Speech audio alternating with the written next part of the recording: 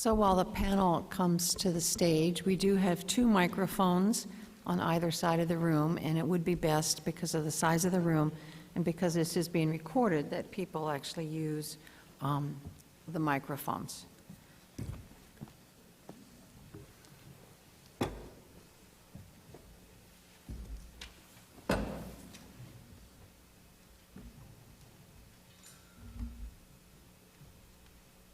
A quiet group this morning. So I'm going to start out by asking Ed, that was an impressive list of organizations on your slide. How, especially in such a fast time frame, did you organize them? Let me start back in 2015 when the National Quality Forum asked me to make a presentation at their annual meeting to pitch the idea that antimicrobial resistance and stewardship was a critical public health issue and that NQF should vote on this as a priority. So there were 4 or 5 other very worthy projects that were presented during that 2-day meeting, and then the membership voted.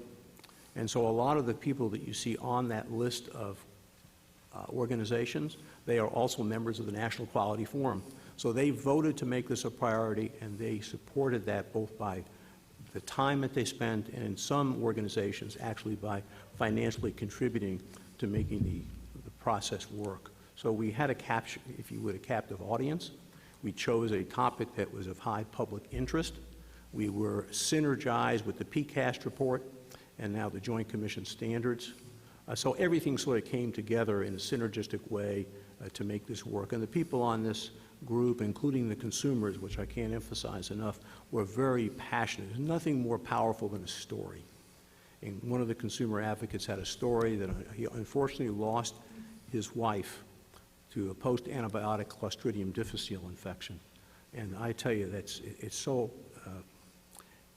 poignant when someone tells their own story. So we had all that coming together, I think, that made this possible.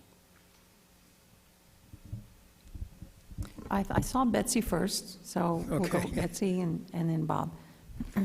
Thank you for those presentations. They were a great summary of where we are within hospital cardiac arrest, and I had a few thoughts.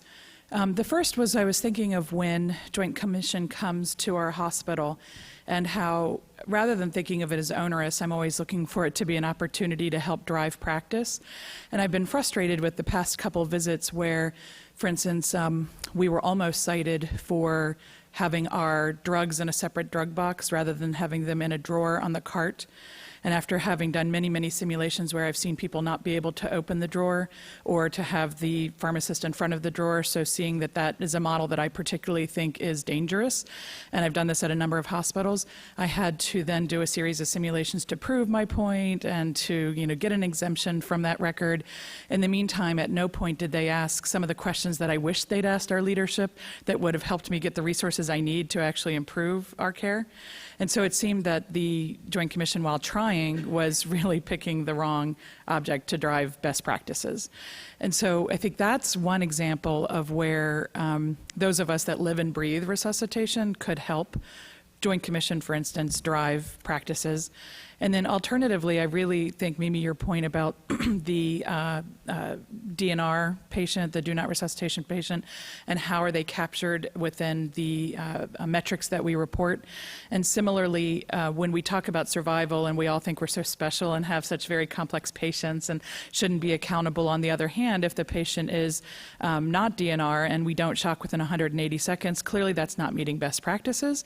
And I feel like, that should be something Joint Commission should have asked and said, how many of your patients did not receive, defibrillation with 180 seconds, or how many of your children did not receive epinephrine within 5 minutes, or whatever other metrics that we find actually drive practice. And so I just say that as a commentary, but also would love to know your thoughts on how we can, both to Mimi and Vinay, try to really give metrics that will help drive best practices.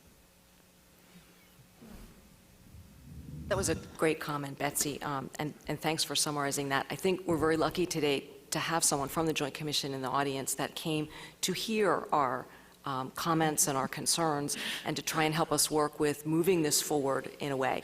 So I'm very hopeful that after that we can continue to work together with the Joint Commission to try and come up with a new way to look at how resuscitation practices are performed in the hospital and accredited. And I think that, unfortunately, as you mentioned, that's really probably the only way that's going to drive change in practice, is for someone to hold hospitals accountable with a penalty if they do not. And I guess alternatively, I would say there's so many of us that are trying to be really high up on the U.S. News and World Report list. If there was some kind of carrot as well, in terms of, okay, this is the minimum, but this is what's, makes you special, including debriefing programs, I guess, those kinds of things. I think that's a wonderful point, because we're so used to, in many of the other areas that we practice in, it's black or white. You either do good or you don't. You meet the standard or you don't. And you meet the quality measure or you don't. But hospital-based resuscitation is not even at a point where we can potentially pick a high-volume quality measure or a high target measure and just go after that, the example I used of survival. There are so many things that happen in the process of resuscitation through the hospital that can impact that big outcome at the end. And unless we look at smaller interim measures to improve that entire process, we're never going to get the big bang for our buck at the end. Okay, I'm going to let Dr. Meyerberg. Right. So yesterday we had a good deal of discussion about the importance of reportability, building big databases. And one of the things we discussed on the committee, which I don't recall whether it made it into a subpart of one of the recommendations, is to consider trying to get in-hospital cardiac arrest as a separate code for when we go on to ICD-11, which is being worked on now. The issues are different, and I see people having a lot of difficulty in coding cardiac arrest in the hospital because you're using basically the out-of-hospital cardiac arrest code, which isn't even defined as such in the coding system. But there ought to be separate codes for in-hospital and out-of-hospital cardiac arrest. I'd be interested in what Marianne has to say about that.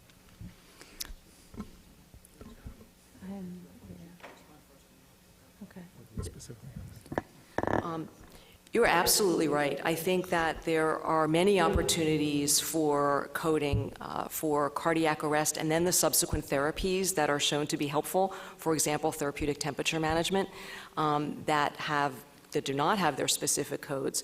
And I think it's very limiting to hospitals in terms of it sends a message that this really isn't that important. And I think it would be incredibly helpful for organizations to devise a way so that hospital-based resuscitation practices could be coded appropriately. Yeah, we have a paper coming out on in-hospital management of post-cardiac arrest, out-of-hospital cardiac arrest patients and using the NIS. And the biggest problem we had was figuring out how to get rid of the in-hospital cardiac arrest, which were coded as the same as the out-of-hospital cardiac arrest. And there's a similar problem. There's virtually no code that separates pediatric cardiac arrest in hospital or out of hospital. Dr. Kellerman. Art Kellerman, a philosophical question perhaps. The National Academy of Medicine currently has embraced a project they're calling Vital Signs, which is suggesting that instead of the some 3,000 process measures for performance improvement in hospitals, health systems might want to embrace a very limited set of primarily outcome-based measures of population health, access and quality of care, and costs. I wonder, in listening to this conversation, whether we might all be better served if we said every pre-hospital EMS system should report their cardiac arrest outcomes, every in-hospital system ought to report their cardiac arrest outcomes, and here are best practices to achieve optimal outcomes, rather than asking Joint Commission and everybody to try to guess and measure every single little spot. I'm thinking in your presentation, I don't remember which one of you was about use of epinephrine or checking for an ET tube, et cetera. There was nothing in there about the rate of ventilation, which we now know hyperventilation, thanks to Dr. Aufderheidi's work and others, may be in fact very harmful. I'm not sure we'll ever keep up with the appropriate process measures. We surely can agree that walking out of a hospital alive with an intact brain is a desirable outcome.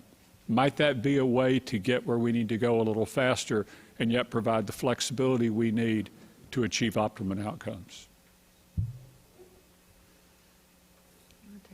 I think that sounds like a good idea. It's hard to measure, I think. With appropriate risk adjustment, and as mentioned, accounting for selection of patients who receive interventions, I think that would be a really good way to go with the suggestions of how to get there. I think more of what was presented in terms of quality measures was the concept of tracers, which are picking a few key time-critical performance measures that can be easily measured and reported, and asking everybody to report on it as a tracer, if you will. Along that line, could I just ask you, Ed, one of the impediments, I think, to implementation of the Joint Commission's current regulations or qualifications for cardiac arrest has been the inability to time synchronize. And in sepsis management, I imagine that time to recognition and time to antibiotic use is probably a key performance measure that you would like to track. Have you solved or have you addressed the issue of time synchronization? Let me answer it a couple of ways. First of all, I think when we think about process measures, we want to make sure that the process measures are in fact linked to a better outcome, and they're not always. Secondly, I think anytime we look at a measure, we have to look at unintended consequences. I'm not sure anybody's mentioned that, but in terms of sepsis, where, as you know, there's now a SEP1 measure, which is now mandated by CMS, there is a time zero, if you would, that is mentioned as when the clock starts. And we do know, which is what you just said, we do know that timely administration of antibiotics makes a difference. We know that adequate fluid resuscitation makes a difference. And by the way, starting fluids in EMS actually makes a difference. So we have some pretty good parameters in sepsis where we know that certain parameters done within a certain period of time influences outcomes. What we don't have is that sepsis is still very somewhat objective. The CPT codes that we use are not terribly accurate. And what we are working on with the CDC grant with several organizations across the country is coming up with a better surveillance definition that has a much better positive predictive value that can be electronically captured. Because one of the other things about all these reportable measures is the data burden, because right now the SEP1 measures are primarily abstracted manually. So we hope we can get something objective. We hope we can make it risk adjusted so we really can start to compare outcomes and really do a deep dive about which of these process measures really have the greatest impact. And that's sort of what we're missing, but we're getting there, at least with sepsis. Okay, Dr. Becker? Yeah, Lance Becker from Northwell Health. And my question to the panel is about the helpfulness or lack of helpfulness of the electronic medical record, and particularly in the in-hospital setting that I, of course, discovered coming sort of new to my health system that codes are written down on pieces of paper that are in triplicate, okay? And that, you know, one of those sheets goes one way and one gets slipped under the door and one gets put someplace else. And that's kind of the state of the art. And I'm just wondering, I mean, it's kind of a big flag when we've got stuff on meaningful use and these electronic records that you could imagine might be maybe a little more helpful than that. And what is the either opportunity to work with electronic medical record companies or the opportunity to sort of bring some of that data mainstream?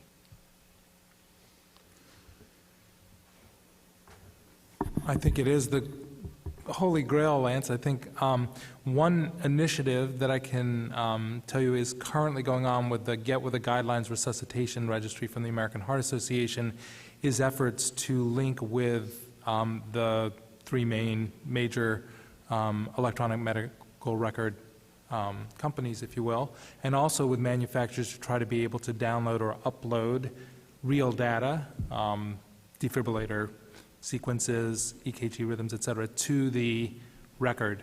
And that would facilitate, I think, both the quality improvement and also be able to get a better idea. One of the concerns is the amount of artifact and sort of the work as imagined instead of work as done. So what's necessarily recorded in an electronic or handwritten medical record is not necessarily representing what's actually done and the timeliness. That was one of the reasons I was asking Ed about the time factor, because so many of our process measures in cardiac arrest seem to be time-critical interventions, and we have difficulty, I think, in being able to identify the start point and the time issues. We do pretty well in patients who come in through the ED, and I think it's already been mentioned. The challenge, it sounds like, for you all is the same as for us. For those patients who are what we call non-POA, who start to get sick in the hospital, how do we recognize those subtle changes in symptoms, and when does time zero start for when that patient's progressing? That's the difficulty, and you're probably all familiar with Muse scores, which is a modified early warning system. It doesn't work quite as well for sepsis, but it's those kinds of systems, and working with our mathematicians who are coming up with these models to look at subtle changes in vital signs and using natural language processing, which captures nursing changes, to whether or not we can signal those patients that are at risk before they get a CPR in the hospital, I think is doable. I don't know how it is in your system. We have now gotten around the fact that nurses carrying around their vital signs on a piece of paper and then going out to the unit and they're recording in the electronic health record. We now have a way in which it's automated. But you know, the nurse-to-patient ratio on the floor is not the same as in the ICU. The number of frequent vital signs is different. And so recognizing those and having an electronic system that can look at subtle changes in vital signs and other parameters to signal the clinician that this patient is at risk, whether it's for sepsis or CPR, I think would go a long way in reducing morbidity and mortality on patients that are already in the hospital. Well, just, I'm not going to forget you. Just mention, we have Epic. I can't say it's working perfectly, but we have built a navigator for CPR, so it's during the event, not prevention, where the recording nurse just clicks boxes. Patient epinephrine was given, ventilation, and the goal is that the recording nurse stands right there and is watching or listens to the commands and is recording it in real time. A lot of times it does happen after the event, but that's not clearly the goal. And that is one thing where the electronic medical record is, I mean, in our ICU where all pediatric arrest should occur, we've got the computers are on wheels and they're wheeled all over. And that's how we do it. So that is one way to more accurately capture time. Okay, please. Thanks. I'm Dave Cedar. I'm a neurointensivist and cardiac arrest researcher at Maine Medical Center in Portland, Maine. And I chair a code committee. I very much appreciate the discussion of quality metrics for inpatient resuscitation, which are obviously very much overdue.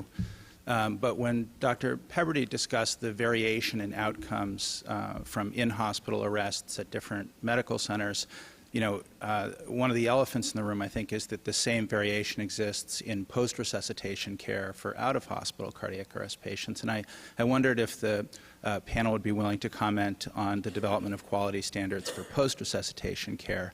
We still live in a world where you can transport a post-resuscitated or a resuscitated cardiac arrest patient to a medical center that has little experience and little investment in caring for them as the care becomes more and more complex and difficult.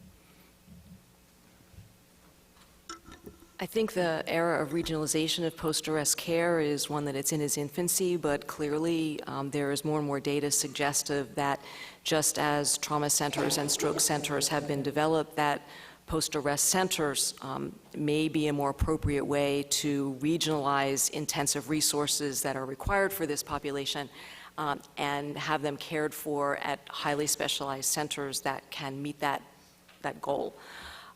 Unfortunately, when a patient arrests in the hospital, they are stuck with the care that is provided at that local hospital. And so the goal has to become very different. So unlike a stroke or a trauma center where someone with out-of-hospital cardiac arrest could potentially go to a center that has chosen to commit the resources of what it takes to be a high performer, those that arrest in the hospital have to have those resources that are in that hospital. So what our goal is to try and increase the performance of the hospital level for the resuscitation event. And I think you bring up a very good point. If someone initially survives an event in the hospital, should we consider having to transfer them to a specialized center for their post-arrest care as well? So I think this is a wide open area, one that is in its infancy, but one that I think we need to very quickly try to determine what the best practice is for someone, whether they arrest in or out of the hospital, in terms of what's going to provide them the best level of care.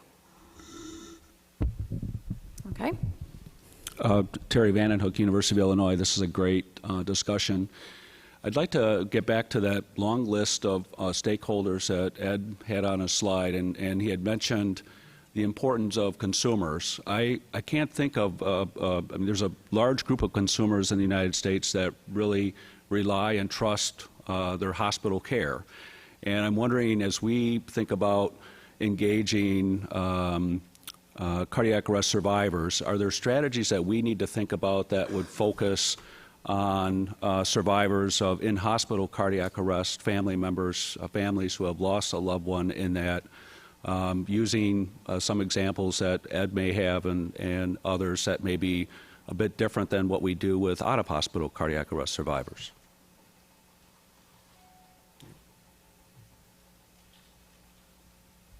One of you want Yes. to? I think there's an agreement. The answer is yes.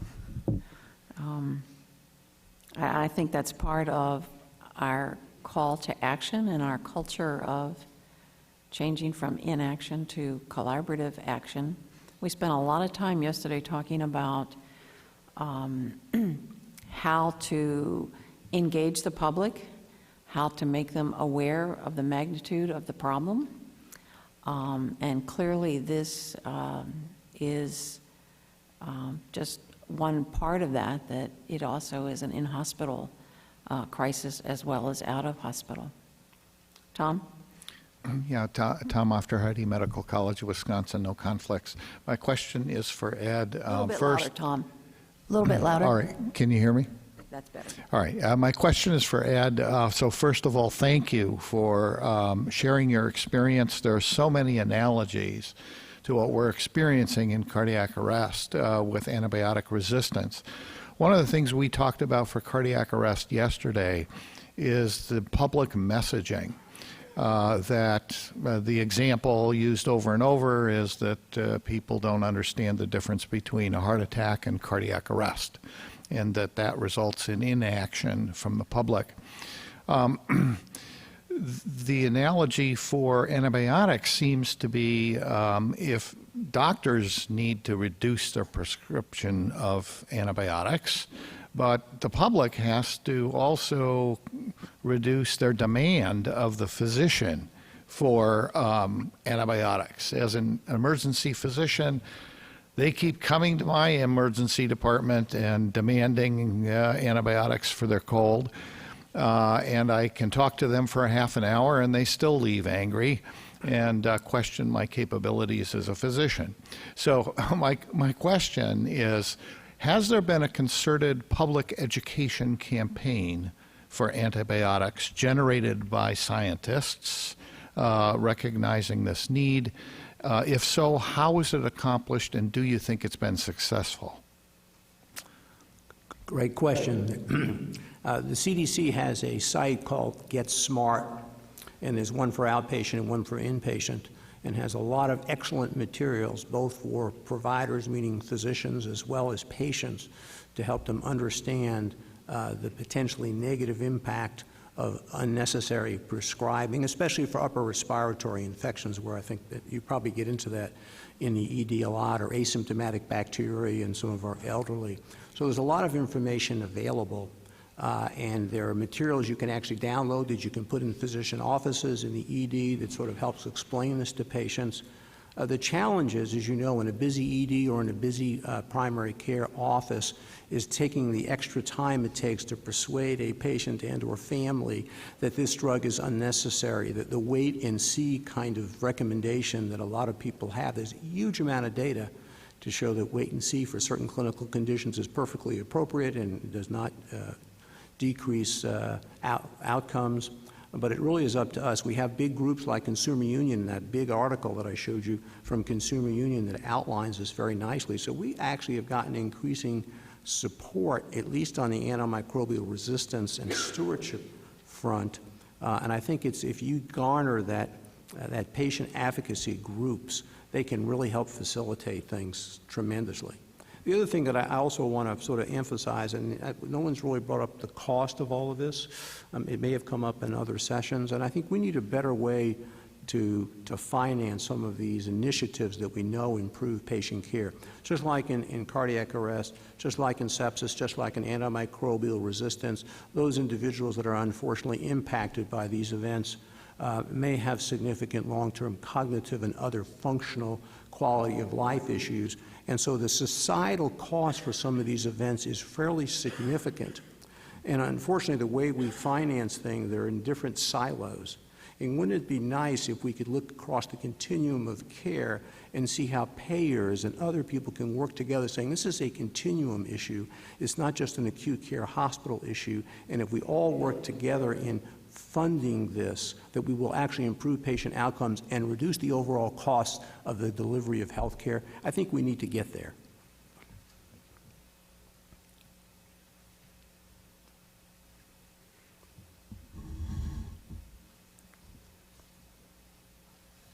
Okay, so we have about 4 more minutes. I just want to ask a question. I don't think there's an answer.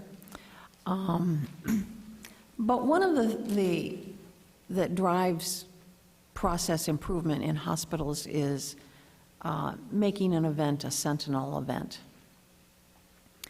Is there some aspect of cardiac arrest care in hospital that should become a Sentinel event that should never happen?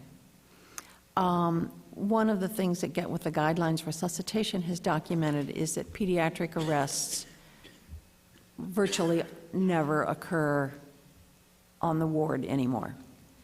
At my own hospital, I think the last arrest on the ward was probably about 3 years ago. We have a very low threshold for transferring a child upstairs, even for just 24 to 48 hours. It's probably not, that kind of issue is not achievable for adults because the disease is a bit different. But are there things that we could say, this is a Sentinel event, this is like something, you know, the wrong knee was replaced, or the instrument was left in. I mean, those are Sentinel events. Unfortunately, at my own hospital, because I sit on that committee, we still have it happen. Not often, but it still is happening. It may be something that we want to talk about in the breakout, because that drives process improvement. So in response to that, a paper came out probably about 2 years ago. I think it was in resuscitation, and I think it was from New Zealand or Australia, about the failure of the transitioning of early warning signs to get activation to move the patient before the cardiac arrest. They actually quantitated it. It was a relatively small study, but the message was very stark. And I think that's the sort of thing you're thinking about, is if you've got early warning systems that are picking up the signal, but they're not transitioning to the next level of care, that should be a Sentinel event.